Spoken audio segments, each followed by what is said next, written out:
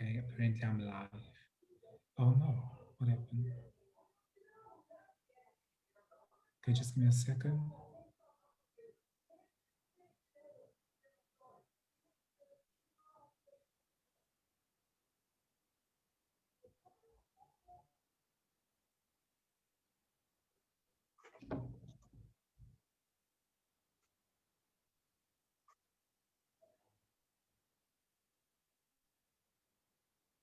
Okay, so it took me to Facebook, but I'm not seeing.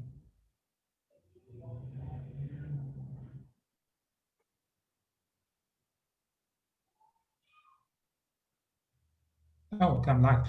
I'm live. Good evening. This is your boy Richard, and you are tuned in to the interview with Little Richie. You can join me every Thursday at 7 p.m. only on Instagram at LittleRichie_ZA. This evening, I'm so excited because finally I get to talk about what I'm passionate about. And as you all know, I'm super passionate about money and savings and making sure that you do the most with your income. This evening, we're speaking to Stealthy Wealth, and I'm so excited. Hi, how are you doing? How's it, man? Thanks for having me on the show tonight. Welcome. So tell us more about yourself. Where are you from and who are you as a person? Okay, so I'm based in the very hot Centurion. I live here with my wife and two kids. So I'm very family orientated. There's nothing I enjoy more than spending time with my wife and my two children. And I'd say I'm just curious, a curious person with a bit of a fetish for numbers. So that's how I got into the whole personal finance thing, I guess. So yeah, that's pretty much me in a nutshell.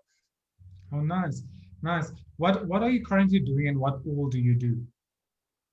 Okay, so by day I'm a software engineer. I work for Nice. a biggish corporate. That's my day job, and then by night I run my my personal finance blog, which is www.stealthywealth.co.za. And also run one or two other personal finance websites that sort of keeps me busy. And then I'm also now with two kids, not so much, but I used to be a very keen runner. I did two comrades, tried to enter this year again, but with COVID that got cancelled. So yeah, we'll see. Oh, Maybe next year again. oh, nice. Oh, nice. The websites you do for financial advice and stuff, is that a passion project? Yeah, so that's just out of interest. It is one of my hobbies and passions, personal finance. So I just enjoy, doing all the research and reading around it and putting it all together. At the same time, it's really cool that it's, if it can help my fellow South Africans, that's just like a nice bonus Yeah, on the side. yeah, yeah. So let's get into our questions. I just want to know, what is your observation on South Africans' approach towards money and financial well-being? Yeah, so I think, you look at all the stats and let's be honest, South Africans, we're not good with money. And I think a lot of it has to do with, our upbringing. It's a bit of a taboo subject around many dinner tables. You just don't talk about it. I also think it's maybe got to do with our high unemployment rate. A lot of people just don't have money, so there's never a need to really learn about it. And then when they, if they do end up getting employed or start earning an income, they just never really had the skills to manage it properly. So yeah, it is a big problem in South Africa, and it is something that I've also been passionate about trying to change. And there's many schools of thought about how to do that and the best approaches on that. But I really think, most of our life lessons get learned at home. So I think there just needs to be more conversations around the dinner table. I think parents need to maybe step up and, but again, if the parents don't necessarily have very good money skills, then what are they going to be teaching their children? And I see that happening as well. A lot of people saying, "Oh, but my dad said this, and my uncle said this," and it's not always the best advice that they're getting. So, yeah, it's a very tricky situation, and I don't know how to solve it. I wish I did, but you've got to start somewhere. So for me, that's just trying to spread a little bit of knowledge free, trying to break down the barriers of jargon. A lot of the companies are also stepping up to the plate in terms of reducing costs and access to information and all of that sort of thing. So I think it is getting better, and I think it will get better over time. But it's something that definitely needs to be tackled.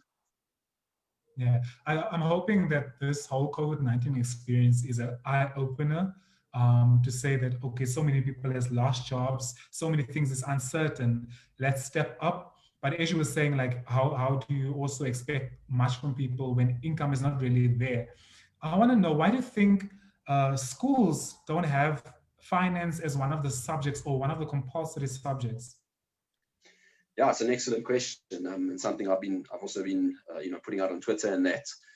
And I think there is a little bit of it in, I'm too old for this, but there's a subject called maths literacy, and I think they do touch on some of it there.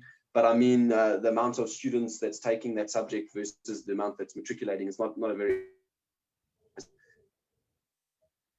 definitely needs to be more emphasis. I mean, there's compulsory subjects about, you're learning about AIDS and all these other, Yeah. and I'm not saying, I'm not downplaying that. I mean, those are also important lessons.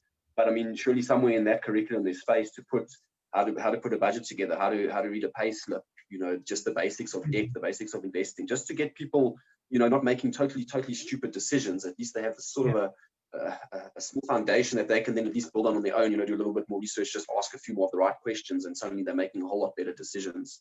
I definitely think it needs to be in the curriculum somewhere. Yeah. That has been one of my main questions, even when I was in high school, just as to why is it not one of compulsory subjects? Because I've noticed a lot of young people, as soon as they leave high school and if they're going to varsity, whatever it is they're doing after high school immediately goes into debt to get a car, fancy car, competing with one another. And I'm just like, is there a goal setting happening? Should that have been a foundation phase from school where you're already prepared for what to expect, in the working world? In that regard, what can people do to improve their financial literacy? Yeah, look, so yes, on one hand, I do think the schools need to be doing more. But on the other hand, I think as South Africans, we're also pretty lazy in this regard. I mean, like all the information is out there. And I'm not even exaggerating. It really is. It's all free if you're just willing to spend a little bit of time, do a little bit of Googling. So yes, it would be nice to get nudged in the right direction at school. But I also think we need to, as adults, take a little bit of responsibility and say, okay, I'm buying a car.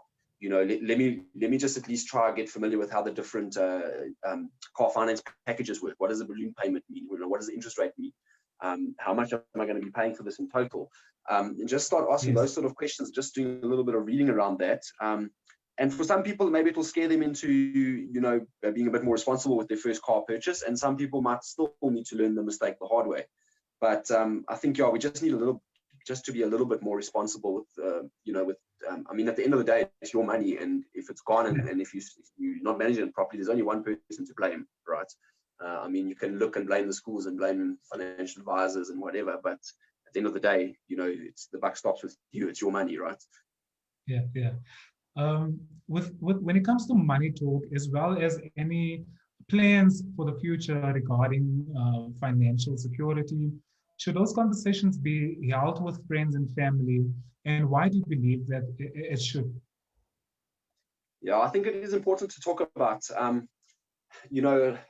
I was thinking back the other day, how did I get, what were some of the first lessons I learned? And I mean, it all came from my father because he was willing to talk about it. I remember I first found out about unit trust probably in about standard 8 or 9. I went to soccer practice with my dad, and it was rained out, so there was no training. But we hung around at the clubhouse. Then it was just us two, waiting for a few more guys to pitch up or whatever. And I don't know how we got into the conversation, but I remember that conversation very clearly because it stuck with me about how you can actually grow your money using something like a unit trust. And I mean, if my dad wasn't having those conversations, I don't know if the interest ever would have been sparked in me and I ever would have taken it further. So just like a silly example like that, my dad was willing to spend the time and just explain one or two simple concepts, and opens up a world of understanding all of a sudden.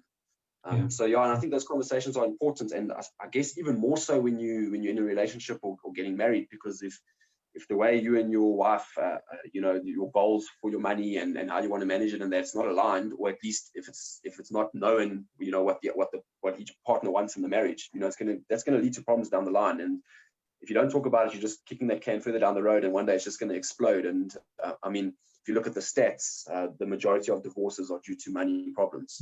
So if you're not willing to talk about it even pre-marriage, I think you should already be having these conversations. And I mean, money values and goals, and that is actually like a really big deal in a relationship, and you should actually be talking about that, before you're trying to set yourself up with a life partner, because if they don't align, then you need to maybe question how you're going to get it to work, or if this is even going to work.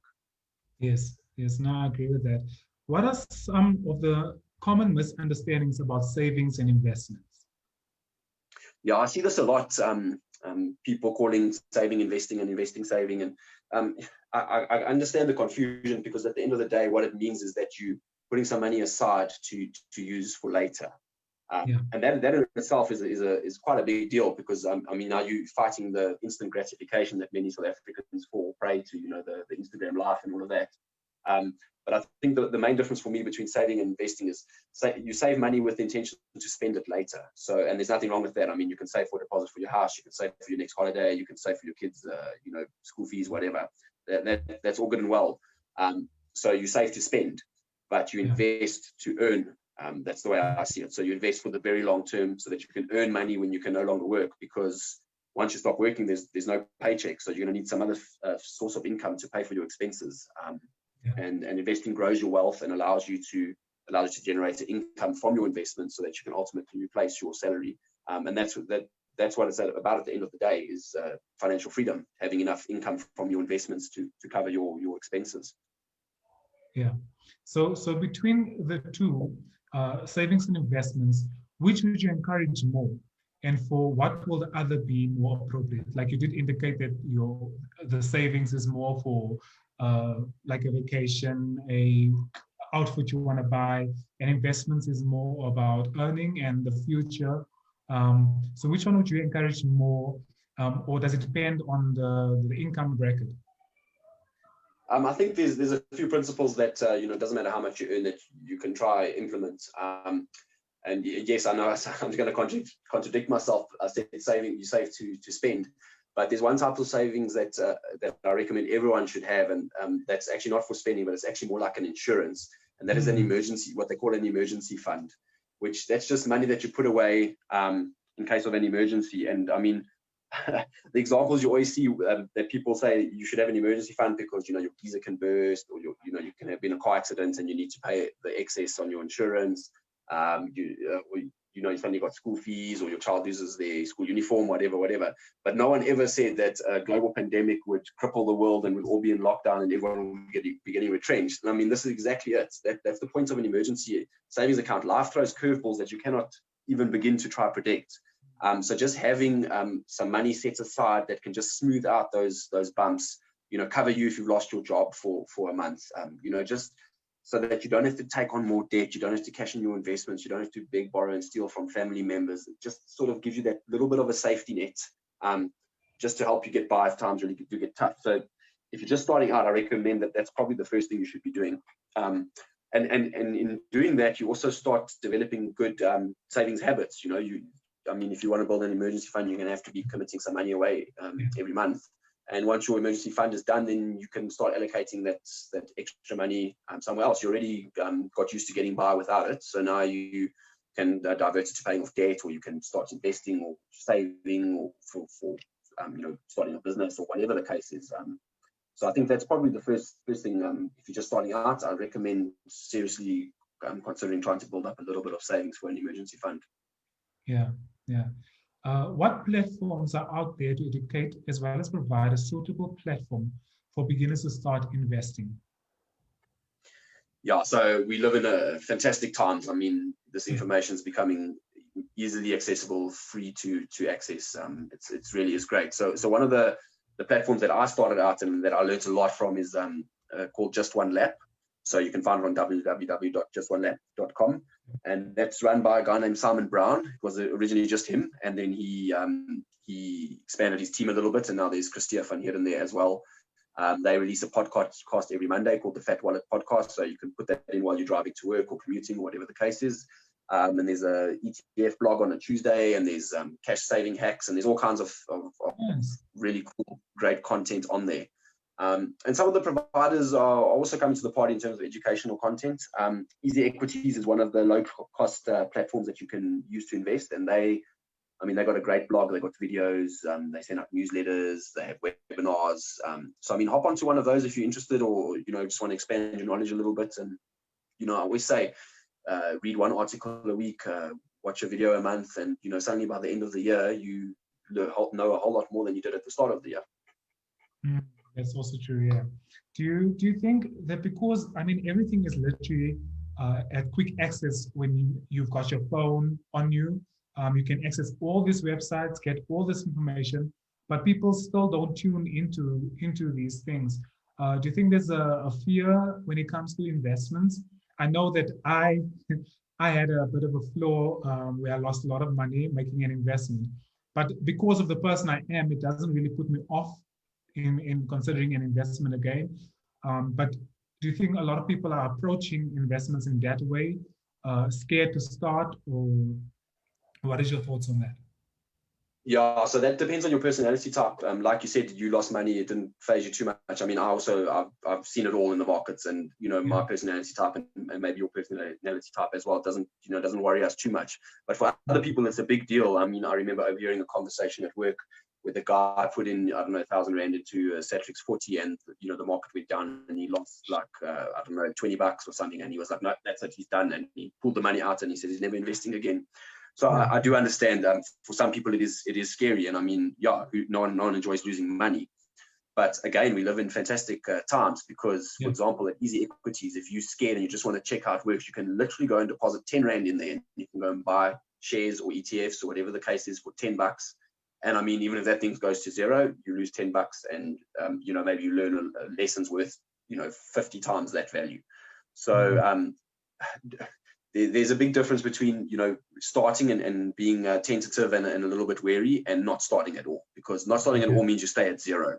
But starting with something means you're at least getting a foot in the door, seeing how it works. And you know what, knowledge breeds confidence. So as you do 10 Rand this month, 10 Rand next month, as I said, read an article here and there, watch a video, and as you become more knowledgeable, you'll get more confidence, and then you can maybe start throwing larger amounts in if that's what if you feel like you want to start investing proper. Yeah, that is quite good advice.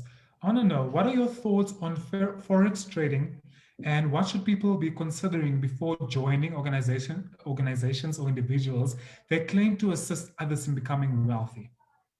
Yeah, this is, and I think this has been aggravated now with COVID, because I mean, the sad reality is people have lost their jobs, people are getting retrenched, people are taking pay cuts.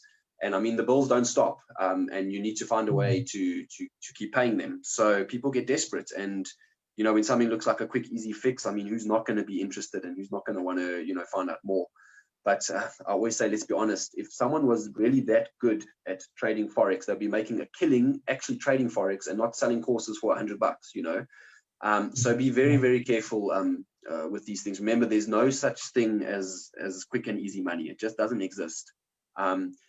If you want to get into Forex, and I understand some people like a little bit of fun on the side of their portfolio, you've got nothing wrong with saying, use 5-10% of your entire portfolio, but it means have an investment, a more traditional investing in shares, bonds, cash, all of that sort of thing. Have that set up proper, and then sure, go and allocate 5% to Forex if that's what you want to do, or Bitcoin, or whatever your fancy is. There's different people are interested in different things, and so nothing wrong with a small percentage of your portfolio, but please don't go and cash out your pension and move it into Forex, because this looks like it's going to solve all your problems. Unfortunately, there is no easy way out, and Forex is just hopping onto the people's desperation, I guess, especially now with COVID and that. Yeah, that's what puzzles me a bit, is that people are a bit hesitant to start saving, yet quick to rush into Forex schemes, or like some people are making money trading, but others are really pulling a scheme.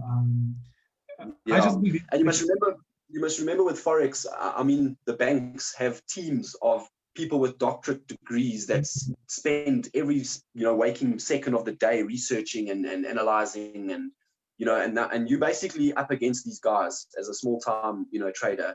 Do you really think, like, no offense to anyone, do you really think you stand a chance? If you don't have the knowledge and the skills and the experience to compete, you're going to be losing money. That's just the bottom line. Yeah. And what makes Forex worse is it's normally leveraged, which means that you put in $1,000, which is like a deposit, and then they give you another 9,000. So you're actually trading with 10,000 Rand. So, I mean, if you lose 50%, that's 5,000 Rand, but you only have 1,000 Rand in. You need to pay in another 4,000 Rand. So you need to be very, very careful with Forex and leverage trading, and that you really need to know what you're doing. So yeah, I wouldn't advise it for anyone starting out. I wouldn't advise it for anyone with 5 years investment experience. I wouldn't advise it with anyone with 10 years investment experience. Honestly, there's probably better ways to spend that time, like upskilling yourself in something else that'll be more stable and predictable and not as risky and dangerous as trading Forex. That's my view. Yeah, thanks. That's really good advice. Aside from you were mentioning creating an emergency fund, what else do you suggest people start doing now already to ensure that expenses are still taken care of despite the sudden job loss, death of the breadwinner, or a pandemic like COVID-19? Yeah, it's tricky. If I mean, I've been extremely fortunate. My company's kept me on at the same pay. I managed to work from home in the lockdown, all of that. I really am one of the lucky ones, and yeah, I don't take that for granted for a second. So I understand a lot of people are in a lot worse off positions. But the truth is, I mean, if you have bills and you don't have income, I mean, your hands are pretty much tied. I guess all you can do is knuckle down, try to cut as much expenses as you can. View this as temporary. Try upskill yourself. Keep looking for new work.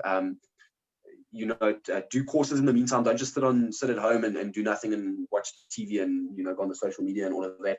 Try to be a bit like proactive about it. I know it's not easy, and I know like this is easy for me to sit here and just say, but so I'd say cut expenses, try upskill yourself, try find a source of income from somewhere, but not Forex and not any of these other get rich quick schemes, like a legit skill that you can use. Maybe you can start learning to build websites for people. Maybe you can I don't know, there's free courses about literally anything these days. So yeah, try make a plan and keep don't give up. Just keep trying to find work. Keep trying to find income, because I mean, COVID's going to pass. We're going to get around. We're going to get to the other side of this.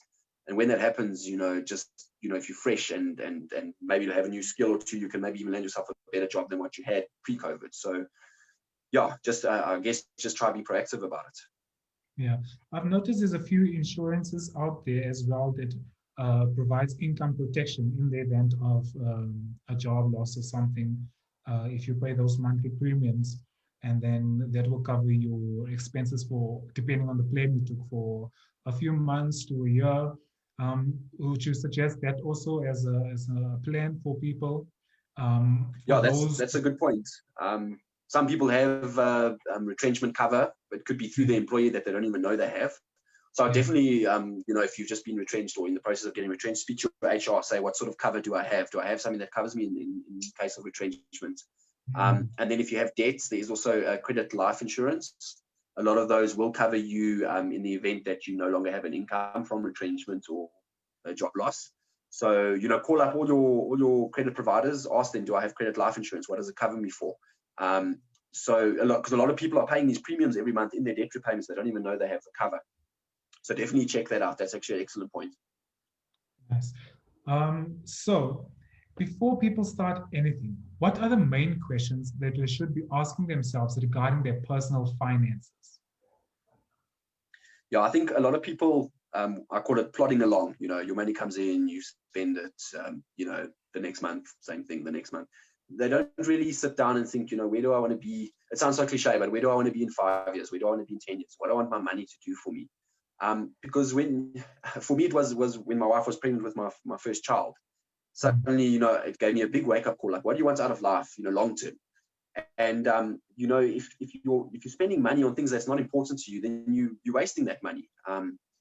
So if holidays are important to you, but and health is important to you, but you see you're spending 10% of your salary on takeaways and nothing towards saving for a holiday. I mean, that doesn't make any sense, right? That's not where you spend your money is not a reflection of where your priorities are. So for me, I want to retire at 45. That's like a big goal of mine. So I don't mind cutting costs elsewhere, knowing that money is going for something that I truly want out of life, which is financial freedom at an early age. So I make sure my budget reflects what I'm trying to achieve over the long term. So yeah, make sure you're spending money in the areas that bring you joy and happiness and align with your goals and priorities. So I'm not saying don't spend at all. I'm saying spend on what's important to you and what makes sense to you. Since you're talking about budgeting, I know I'm very big on budgeting. I just want to have an idea. Do you like literally record down every expense that you make, or is it literally just reflecting once a week or once a month on what you set out for the month, or is that a daily thing that you work on? Yeah, that's an interesting question. So when I was a bachelor and still young and not committed and had quite a bit of time, I used to literally budget every single line item. I would actually like record my budgeted amount and then how much I actually spent, and then I decide what am I going to do with that difference. So I really got down into like the rands and cents. Yeah. And then as time went on, I got a girlfriend, and now suddenly time's a bit more not as free anymore. So then I sort of went more like weekly to monthly. And I think that also comes from, budgeting in detail. Then you sort of get the knack of it, and you realize you don't have to sit and, you kind of have a rough idea of where your money's going. So you don't need to be as, crack the whip every time. You kind of know what's happening. So then I went to monthly. And then interestingly enough, over the last, I'd say 5 years, I actually do it almost yearly now. So I sit down in December, I check medical aid's going up by this, my salary is probably going to go up by this. And then I sort of just make a new monthly budget, and then I don't really fiddle there. I just sort of see, okay, so I can afford to invest this much per month. And then that's another pretty cool hack that you can do. If you want to save $1,000 a month, don't wait for the end of the month to save it, because money sitting in an account burns a hole and gets very, very tempting to spend it. So set that up first. Say, okay, payday's the 25th. On the 26th, $1,000 goes out to this savings account or this investment account or whatever the case is. And then, you don't have to worry about that money. It's accounted for and it's in the right place. Sorry, but that's just like a, by the way. So now I just sort of know, how much is going more or less. And so it literally takes me maybe an hour or two a year now to sort out my budget. Sometimes I go over, absolutely. So I always have an item in my budget called, I just call it miscellaneous. And it's just a couple of $100 sitting there because, something happens during the month normally that, you can't foresee. The lighty suddenly has a hole in his costume and needs a new costume or whatever the case is. So if you budget to the last rand, chances are you're not going to stick to it, and that gets demotivating because now you're short and now you have to take money from somewhere else, and I'm not going to have as much fun money anymore, whatever the case is. So that's why I like to just always leave a few hundred as just unaccounted for, just call it leakage or whatever. And that's pretty much how I do it now. So I don't pour hours and hours. There's also that very cool 22/7 app, which will literally just put in all your, you link up your accounts, it pulls in all your transactions, and you can get a very good idea of your budget from that. If you don't want to sit and crawl through all your last 3 months bank statements to put something together. Okay. It's good to know that I'll eventually get out of this space. At the moment, every single thing, I record every single thing that's happening. Nothing wrong with that. Like different things work for different people as well. It depends on your personality, your personal circumstances, all of that. Some people like to do it daily, some people weekly, some monthly, and some yearly even.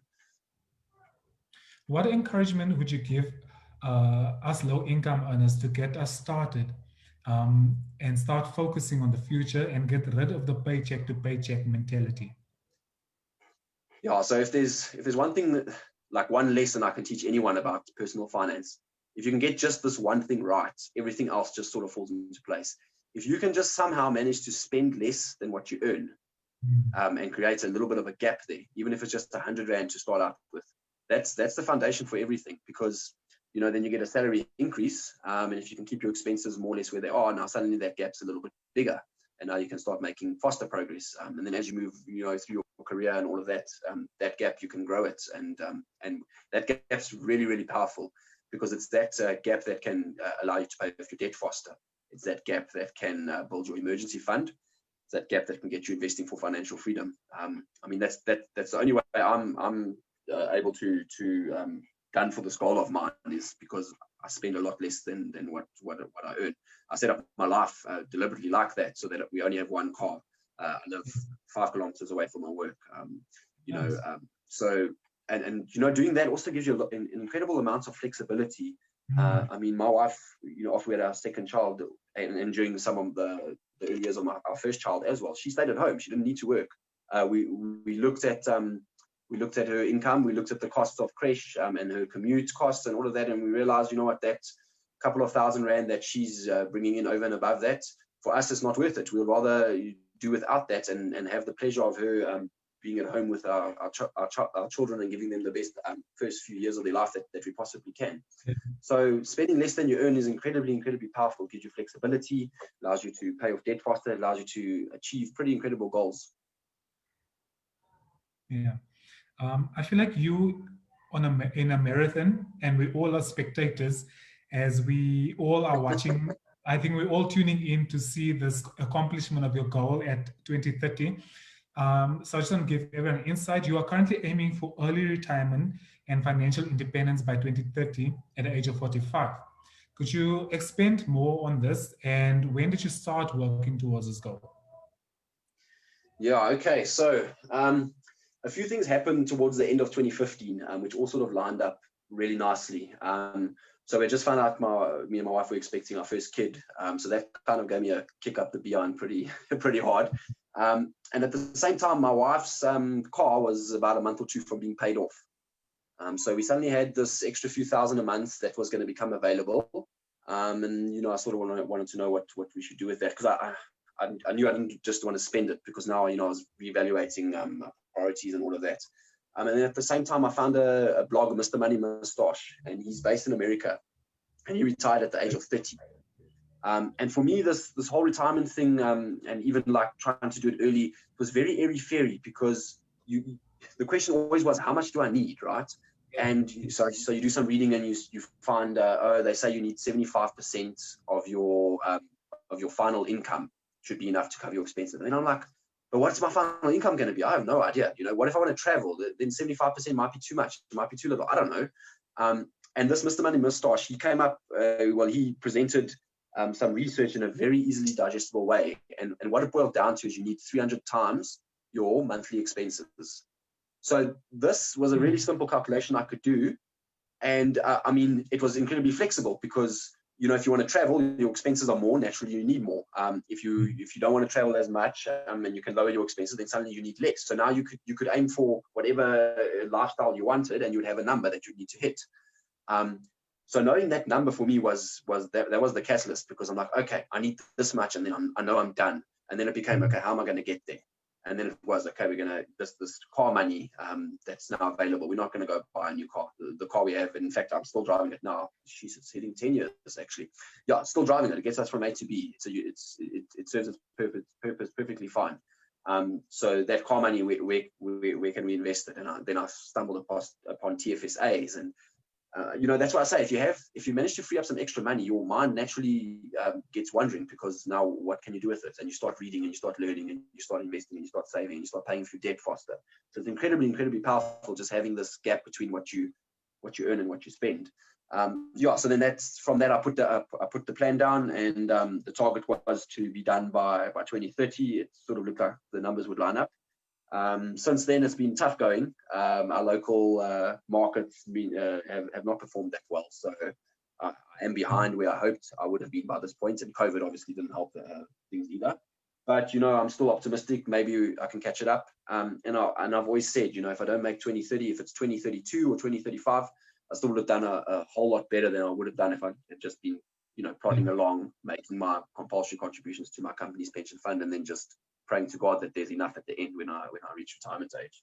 Yeah, and that's good that the goal is still the focus point, regardless of, as you said now, if it doesn't really happen at 2030, as long as the goal is still in mind to be financially free at around that time. I wouldn't know, because in our families it's a bit different. I'm not entirely sure with your family, but how do you deal, or what is your advice to deal with family members that probably does not understand your goals and ambitions when it comes to financial freedom, when they are constantly knocking at your door asking for a loan or assistance? How should we approach that situation? Yeah, I know a lot of people do struggle with this. And I mean, I also do send a little bit of money to my grandmother every month. But I think what is important is, I mean, you can only it's important to give, make no mistake, but you can only give so much. At some point, you also got to look out for yourself and your own immediate family. So I think that boundary is important. And I'm not saying don't help. I'm saying help where you can and within reason, because I mean, I've seen people get themselves, up to their eyeballs in debt to help family members, and then they actually end up worse off than the people that they ended up helping. And I mean, then who do you ask for help?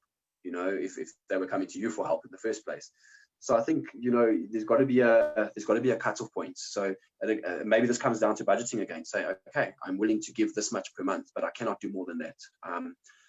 And even if that means, for some people it might work to say this is how much I can give a month. I can't afford more. For some people, you can just give until that limit is reached, and then just say, sorry, I don't have any more money. Different families have different dynamics, and different personality types, and it can get really messy very quickly. And I do understand that. So it's a bit of a tricky one. I'm not sure to give like a blanket advice and something like that is incredibly difficult. But I do think that there's got to be a point where you say enough is enough. I can't do more than X amount. What's the goal behind your website, www.stealthywealth.co.za? And how do you want people to interact with you and your content? Yeah, so after I put this plan together to retire in 2030, I figured, I'm going to be researching a lot of decisions. I'm going to be, putting together a plan. I'm going to be doing, a lot of spreadsheets. So I figured, if I'm doing all this work for myself anyway, why not share it? And even if one other person benefits, then that's really cool. At least then if two people benefit, that's twice as good as just me benefiting.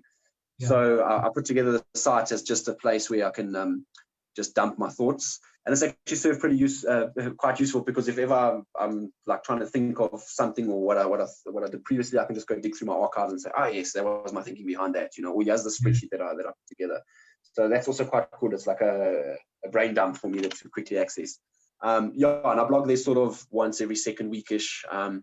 People want to interact. The comments is always great, because not everyone shares the same view as me, and it's a great community where we can discuss different ideas and not get ugly and nasty, as I've seen on some of the social media platforms sometimes. So it's a safe space to ask questions, to share your thoughts, to check what other people are doing. And then I am also on Twitter mostly, and my handle there is @stealthy_wealth. Welcome to send me a DM there. You can comment on my posts or tag me if you want more information. I am also on Facebook, but maybe not as active on Facebook as I am on Twitter. But I do try to service all the platforms. It gets quite time consuming sometimes, but I generally do answer all questions and get back to all queries. Yeah, nice. We're going to play a quick game called 5 questions, 5 seconds. I'm just going to ask you 5 questions, and you've got like 5 seconds to answer each. It's no not pressure. the questions. It's literally just what comes to the top of your head. And I think I think you've got this. So, what's the most ridiculous and extravagant expense that you've ever made? I dabbled in, I don't know if it counts as an expense, but I dabbled in some CFDs. It's one of those leverage instruments. So I call it my 80,000 Rand date with my wife, because I ended up losing about 80,000 Rand. Yeah, expensive school fees. And then the service provider had a dinner, and I said to my wife, come, we're going, because this one's on, the service provider was paying for it. So I was like, this dinner's 80,000 bucks. Let's go. We are definitely attending. Crazy. What are the 10 most important things you want to accomplish while you're on this earth? 10. I think we can break it down to 5. 5, okay. I think I want to raise two good citizens of this country, my 2 boys. I want to be a really good husband to my wife. My wife won't let me, but I would love to get my green number at Comrades. So that's after you completed 10 Comrades, they give you what they call the green number. That's a permanent number. Sure, I'd like to still learn to play either drums or piano. I think that's something I would like to do.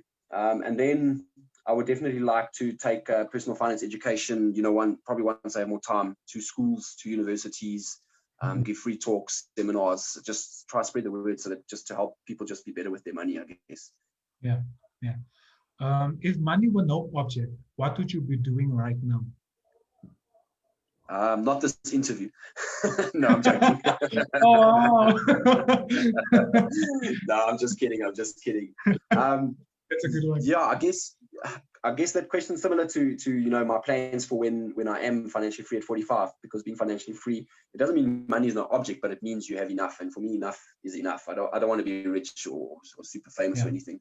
So I would just be at home with my wife and kids.